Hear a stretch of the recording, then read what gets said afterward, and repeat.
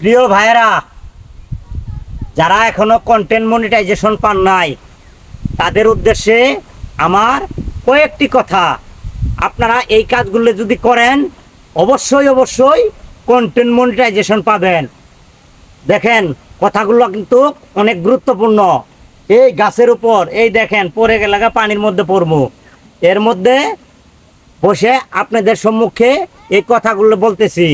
অবশ্যই কথাগুলো মনোযোগ দিয়ে শুনবেন। প্রিয় ভাইয়েরা, কি কাজ করলে আপনারা সহজেই কন্টেন্ট মনিটাইজেশন পাবেন? আপনারা অনেক দিন যাবৎ কাজ করতেছেন অথচ মনিটাইজেশন পাচ্ছেন না। এই মনিটাইজেশনের জন্যেই আপনারা কাজ করে আসতেছেন। তাহলে তাদের জন্যে এই ভিডিওটা।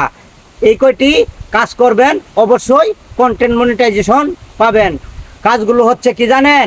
প্রথমত 1 নম্বর, আপনারা সঠিক সময়ে ভিডিও আপলোড করবেন। প্রত্যেক দিন যে টাইমে আপনি ভিডিও আপলোড করেন ঠিক সেই টাইমেই আপনারা ভিডিও আপলোড করবেন। দ্বিতীয়ত, অন্যের কোনো ভিডিও বা ডাউনলোড করা কোনো ভিডিও আপনারা আপলোড করবেন না। যদি আপনারা ডাউনলোড করা ভিডিও আপলোড করেন আপনারা কখনো কন্টেন্ট মনিটাইজেশন পাবেন না। আরেকটা গুরুত্বপূর্ণ কথা হলো, মনোযোগ দিয়ে শুনেন। অনেকেই যারা কন্টেন্ট মনিটাইজেশন পান নাই আপনারা মিউজিক ব্যবহার করেন। এটা অনেক গুরুত্বপূর্ণ একটা কথা।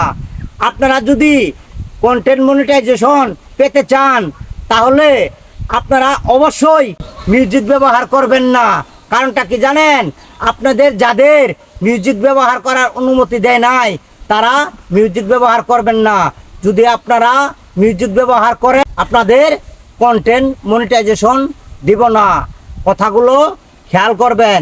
এইভাবে আমি যে কথাগুলো বললাম এইভাবে কাজ করে যান, দেখেন আপনারা মাস 2-1-এর মধ্যে ইনশাল্লাহ কন্টেন্ট মনিটাইজেশন পেয়ে যাবেন।